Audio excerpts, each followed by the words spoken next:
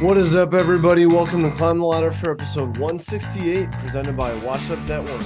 I'm your co-host, Hunter, and today I'm coming to you solo from the Tacoma, Washington studio. Duncan is away this week for a business trip, but there's a lot happening not only in Seattle with the M's, but around the sports landscape as a whole. So tune in today, and thanks for sticking with me for episode 168. We are always brought to you by our sponsor, the Great Pacific Northwest.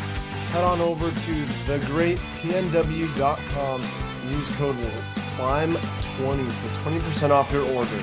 As always, let's climb the ladder. Well, thanks again, everybody, for tuning in today for episode 168. We wouldn't miss a week of bringing you guys the updates, the content, and just for you guys to hear our thoughts, or just for me to speak some thoughts into the microphone when I press record. But nonetheless, thank you for being here today, for watching on YouTube or listening.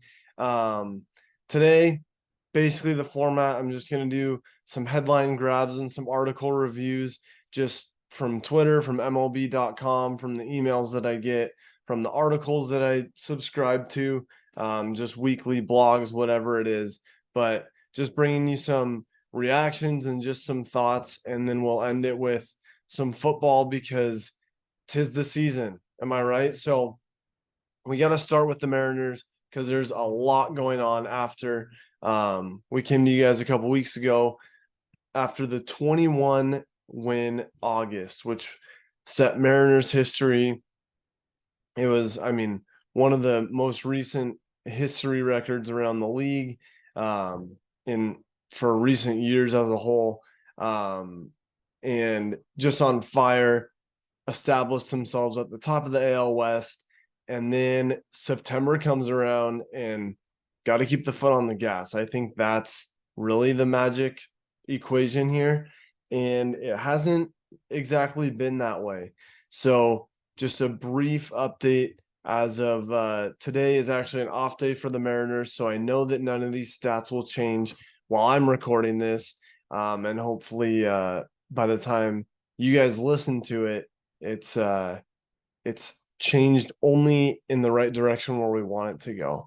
So as of their game on September 13th, 2023, but of course with the off day today on the 14th, the Mariners are 81-65.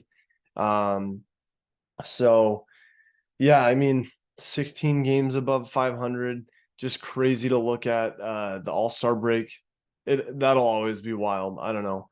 That'll always be wild that we were sitting right at 500 just barely 2 months ago. And so far in September, we've played a game every day, and 13 games into the month, this crucial month of September. I know we refer back to the episode with myself and Clayton a lot, but we did talk about how crucial August was and then how September was going to be a battle. And it really has, because so far with 13 games in September, we've gone 5-8. And some of those were a couple tough road series. We had the Rays in there. We had the Reds in there. But came home. We just got the series against the Angels without Trout and Ohtani. I know that's what everybody keeps saying. But, hey, win's a win, and we got it. And so this is where we're at. And as of today, we are in the AL wild card. We are tied. Well, we're technically a half game behind Texas right now. So what the AL wild card and just overall division, because we're in that conversation too, what that is looking like is Baltimore's locked in for the East. They have the top spot right now, so they'd be that number 1 seed. No matter what happens at this point, I would put money on it that the AL West team will represent that number 2 seed, because Right now, Houston holds that at 83-64. And then the next closest AL division leader is in the Central with the Twins at 76-70. So meanwhile, we jump down to the AL wildcard team. Remember, there's 3 starting last year, which some people will say that's how the Mariners made it, and that is how, but this is how it is going forward. So right now, Tampa Bay holds that top wild card spot because it's just a ridiculous East division. So they could be bouncing back and forth with Baltimore here towards the end, but nonetheless, they've locked up that top wild card spot if nothing else changes with Baltimore. And then the 2 and 3 spots right now, 2 is held by Texas at 81-64, and the Mariners are a half game behind, like I said, at 81-65. So it's right in there. Also, less than 2 games back from Houston, and everybody has some pretty major, pretty difficult series coming up here. Houston is actually going to go play Kansas City, which they should be able to take care of. And then right now, Texas is playing Toronto, which they are on our heels, actually 1 game back of a wild card spot. So, we're right in between those, that battle right there, where Toronto's 1.5 games out, we're a half game out, and we only barely hold our lead above Toronto in the wild card standings by 1 game. So I think we'd like Toronto to beat Texas, but we just don't want them to put us in jeopardy. As far as the rest of the American League is looking, Boston is the next closest to Toronto, who's knocking on the door, who would be first out as of right now. But Boston has 74 wins, so it is looking like we have our final contenders with only 17 games left of this season, which is just crazy. So there's the update. There's the standings for the wild card, the playoff picture as a whole. And now I just wanted to right before we get out of the standings into some headlines. So as of Thursday, September 14th, if the Blue Jays lose tonight, the Mariners only have to finish 8-8, but then the Blue Jays do have a ways to go. They'll have to finish 10-5 after tonight just to beat the Mariners out. So recap, the M's still have a shot at that AL West division title, which would be insane to knock off the defending champs. But nonetheless, the wild card is still looking good. And then just to highlight the win from last night, video circulating around Twitter, Facebook, Instagram, stories, everything. Pretty cool. Angels had a runner on first, 2 outs. The guy takes off to steal second, and Cal comes up firing out of his stance and guns the guy at second for the final out of the game. M's won 3-2 to put themselves, like I just said, 1 game back from the Astros. So that was a big win. That was also a series win against the Angels, which was really nice to have at home before we start a difficult series against the Dodgers at home in Seattle. So hopefully the stands are packed this weekend at T-Mobile Park. It's going to be really hard to beat. Just the setting overall, a Friday, Saturday, Sunday series, weekend series at T-Mobile Park, September in the Seattle area is, it's pretty hard to beat. It's supposed to be 75, 77 degrees this weekend. So hopefully those stands are packed and we can get some momentum behind the M's going into this series against the Dodgers. So here we go, looking at the first tweet, the first headline that I'm looking at, it is about our faithful reliever, Matt Brash. So he last night, I mean, he's just been on fire. So I came across this tweet, Matt Brash with 99.8 miles per hour for his 100th strikeout of the year. Just insane. I mean, for this guy to come in usually in the 8th inning, pretty crucial. And I mean, he'll go 3 up, 3 down, no problem. So with that 100th strikeout, he joined Mariners history, Mariners relievers, really a great cast of characters.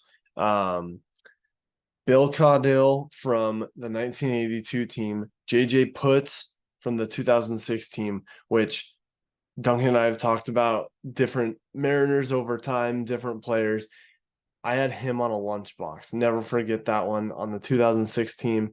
And then quite a gap, but more to our modern Mariners, Edwin Diaz in 2018, and then long live Paul Sewald from the 21 team. The only Mariners relievers to reach the century mark in strikeouts in a single season. So that's huge for Brash. He's definitely established himself, especially after Sewald's departure in this trade deadline for the 2023 season. So that's huge. Big time tip your cap to Matt Brash, because he comes in and he really closes out some games. So that's huge. Another one is from friend of the program, Clayton and Mitch, on their Trident True Twitter, now X exclusive. If you haven't given them a follow, it's at Trident True with 2 E's at the end. And these guys just bring the content, bring the tweets, bring the humor, the interaction, and have really fostered a great community. So we're actually going to get a word from Clayton to include in here. So be ready for that. But this is a little intro for them, just one of their recent tweets. And then you'll hear a current state of the Mariners from Clayton that he did specially for this episode as of the middle of September. But this tweet, he just said, if the Mariners win 90 games for the 3rd straight year, they would do it in completely different ways all 3 times. And that couldn't be more true, because you think of this year specifically, just with this run that they've been on and the historic August and all the wins, and they turned it all around and everything. Guys departing, guys getting injured, having to overcome that, a young bullpen, everything you can think of. Whereas last year, it was like limping the way, and it was like somehow found a way to grab that spot. And the year before, when we did not make the playoffs, we hit 90 wins and fell short of the playoffs, which was crazy. But that was kind of tough still, like not a totally normal feel of baseball, especially the first return to the big, like the main regular season after the shortened COVID season. But that's in the past. That is, I mean, not even in the rearview mirror, because it's so long ago. We're focused on right now. We're only 9 games away with 16 games left. So we're in pretty good shape. I have faith in the guys in the teal that will be on Friday night here. And yeah, I mean, to that point, just crazy, doing it in completely different ways to hit that 9-win mark. Quick segue from the Mariners as I find this one. But the Braves are now 6-time back-to-back NL East champs. So watch out for them. I mean, we've experienced that. They are just a good ball club, and I'm glad they're in the National League, not the American League. So we don't have to cross paths with them too much, but they will be a contender, and they will be a threat through the entire playoffs. And I could definitely see them in the series this year. So, I mean, to to solidify your spot as the division champs already with a couple weeks left of the regular season still. That's huge. So shout out to the Braves. Just crazy. Back to a little bit more Mariners history. Our guy Teoscar Hernandez, he went 1 for 4 on Wednesday, which not an awesome stat line, but the part where it does come in where it's super cool, he extended his on-base streak to 28 games, which is the longest current active streak in Major League Baseball and the longest by a Mariner since the 34 game on-base streak that was set by former Mariner Robinson Cano in 2016. So it has been a while since anybody came knocking on that streak, but good for Hernandez. We do need base runners. We need guys in scoring position, and especially at this point in the season, that's huge. That's a factor, and that's going to be the difference in these games if we can be driving guys home or not. But that is huge. So big one by Teoscar. And then, man, gotta look at this one with Julio. Man, he's just been on fire. He joined the 30-30 club recently, with 30 home runs and 30 stolen bases, and he's one of the youngest to ever do it, which is just wild. So, man, I'm looking for one in here. Shout out to Jarred Kelenic, because he is back. He rehabbed in AAA Tacoma and ready to see what he can bring to the M's for these last couple weeks of the season. He got brought back up kind of in the same timing last year too. So to see him, just what he was capable of, what he brought that series in Toronto last year was just crazy. So glad to have Kelenic back. We did have a pretty good, we bridged the gap well, and we had some guys that really did a good job during Kelenic's absence. This was actually from one of the blogs that I subscribe to every week, and it kind of recapped that. But it is crunch time, and this is really what it comes down to. So here we go. I was just looking at the part for Kelenic here, and his absence, and there's a lot of good stuff in here that I just wanted to grab some of these headlines. So this part covering for Kelenic. So prior to breaking his foot when he was frustrated, and that time he came in, kicked the water cooler. Not a great look. I think it was on the road too. So, that's a long trip home and then not be on the team from July 19th on. But before that, he had produced an 805 OPS, which is on base plus slugging percentage, just while he was playing the left field position. So during that time, we had a couple replacements that came in to fill that left field, that outfield void. So we had Cade Marlowe, who came up from AAA Tacoma, who I got to watch him multiple times last year on the Rainiers. The guy's good. The guy is fast. And that was one of the missing pieces that we were going to need during this stretch. And he made some pretty significant contributions in August. And then Dominic Canzone, who we got from the Diamondbacks, those guys. And then also Dylan Moore, who's like kind of like Haggerty, just could play anywhere, second base, outfield, DH. So between Moore, Marlowe, and Canzone, they definitely, they carried the team, and they said, hey, whatever it takes, let's go, let's do it.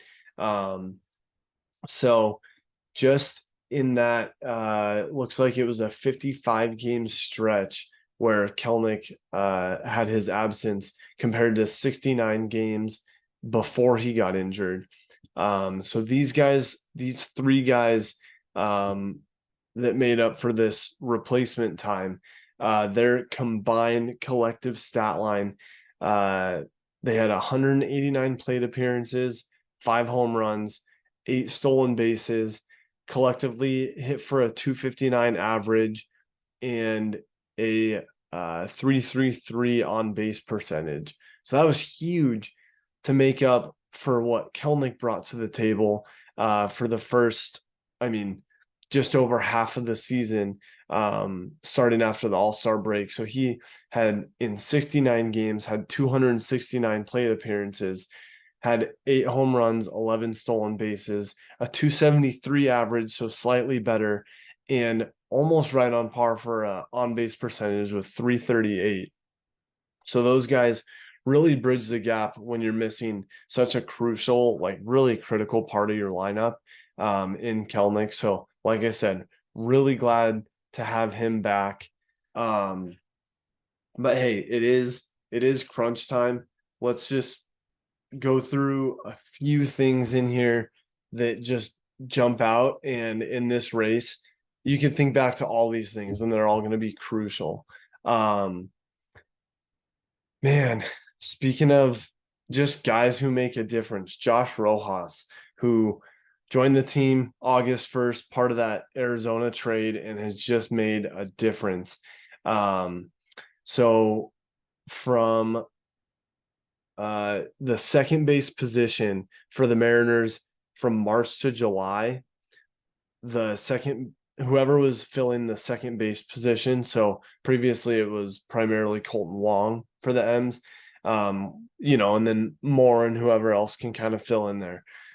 But that stretch before Rojas joined the team, so through the end of July, had a 553 OPS, which was the 30th in Major League Baseball as far as ranking goes. Just in these last 2 months since Rojas has taken over that position at second, filling that for the M's, is at 734 OPS, which jumps up from 30th to the 15th in Major League Baseball. So that's huge. That's huge. His stat line in 96 plate appearances so far as a Mariner is a 284 batting average, 344 on base percentage, and a 420 slugging percentage, which is huge. With that, he has 3 home runs and 5 stolen bases. And he's just made a difference replacing Colton Wong. And then also, like I said, Dylan Moore, he's right in there. He's made significant contributions, like I said, in the outfield with Kelenic's absence. He gets thrown in at DH sometimes, but also jumping in to relieve Rojas at second base. He goes into those second base OPS numbers that I just talked about. And for Moore, in 61 plate appearances, he has a 250 batting average, a 419 on base percentage, and 67 slugging with 2 home runs, 2 doubles, and a triple. So the guy's fast. He's lightning out on the base paths.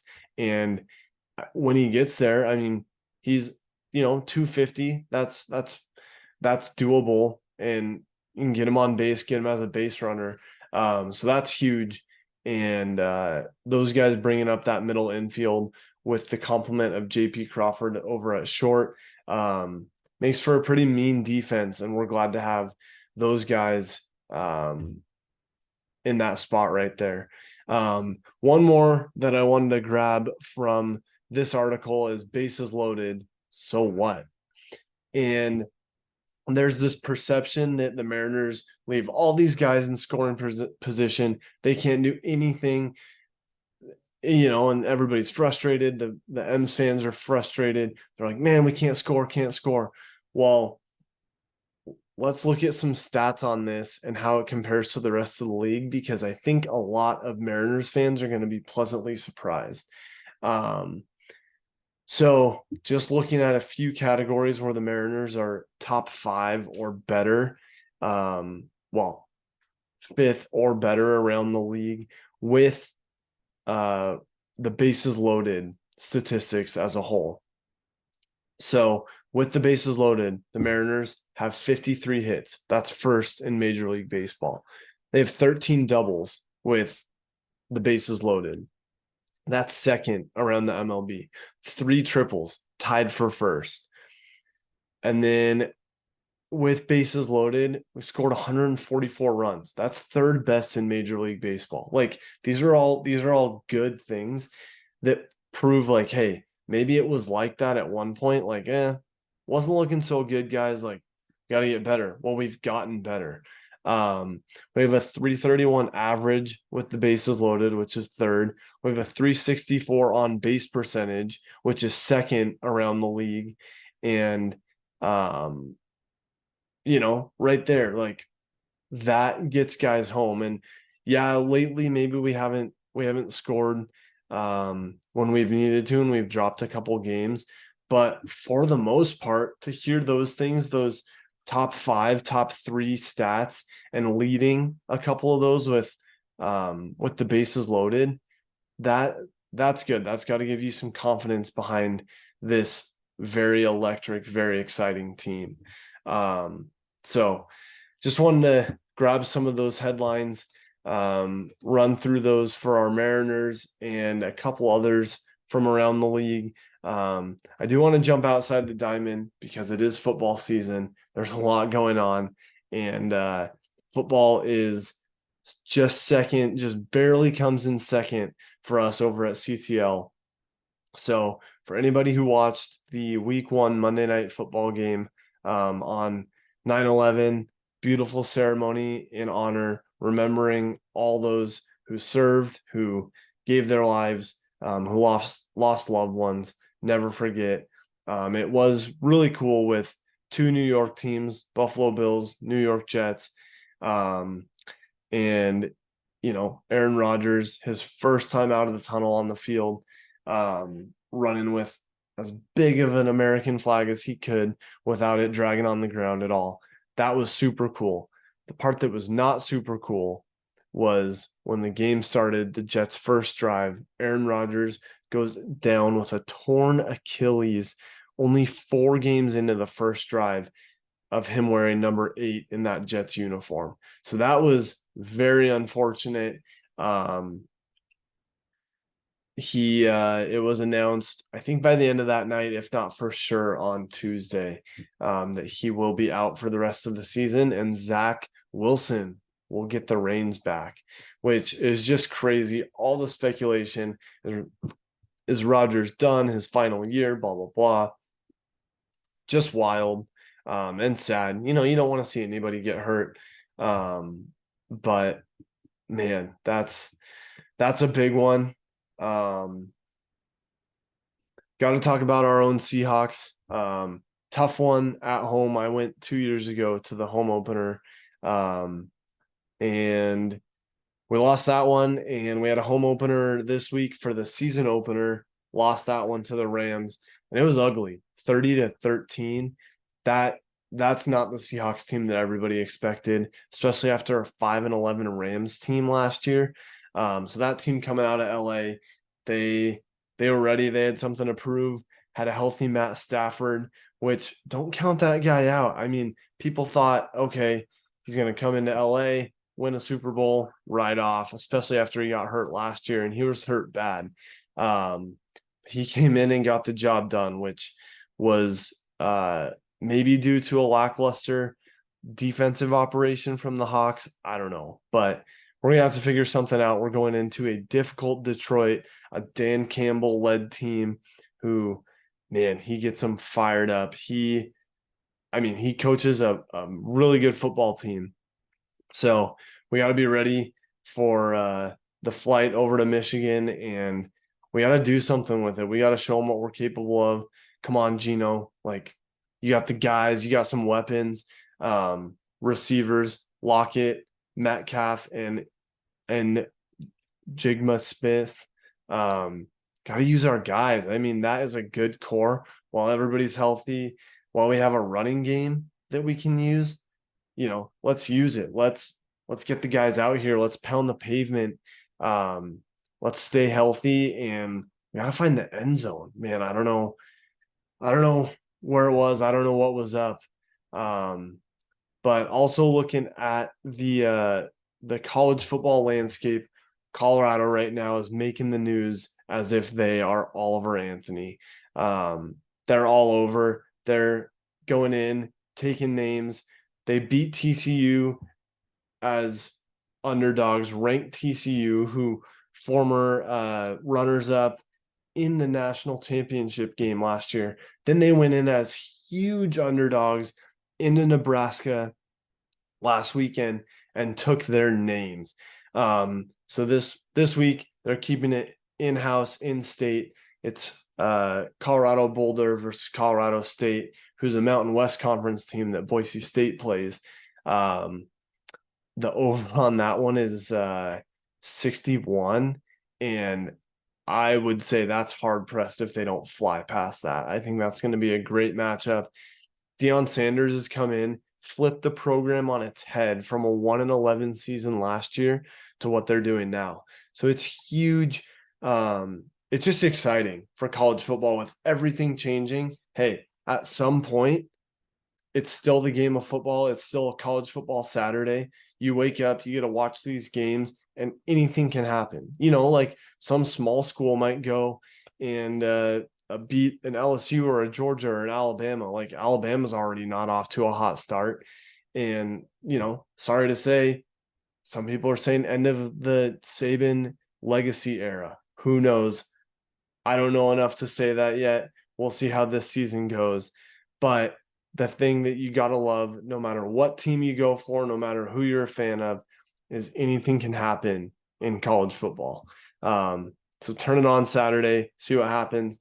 As a somewhat disappointed Boise State fan who we lost a last 3 seconds, lost by a field goal in literally as the final seconds counted down on the Blue at home, which it was just about a packed house, and I thought we had it. Yeah, I mean, pretty low scoring. Final was 16-14 or 15-13. And man, just couldn't hold on to that one. But we do have North Dakota State. I just said anything can happen, but this should be a get right game. It's our second week in a row at home. I think we have a bye week coming up too, which Boise State always gets that weird early bye week for some reason. But North Dakota State, small school, out of conference. I mean, these guys need these Broncos, this blue collar football branded team. We need a serious barn burner. Go put 50 up on them this weekend. Make those fans excited for this nice. It's actually a morning, a 10 a.m. Mountain Time start on Saturday. So that's a fun one to watch for. But tune in to these last 2 weeks of these baseball games. College football is exciting. NFL, crazy. I'm sure everybody's fantasy team people are already injured, and best of luck out there. But thanks for joining me on this episode 168. We'll be back in action soon with both of us at the helm. We just don't want to miss bringing you guys content, bringing you updates. And hey, thanks everybody. As always, let's climb the ladder.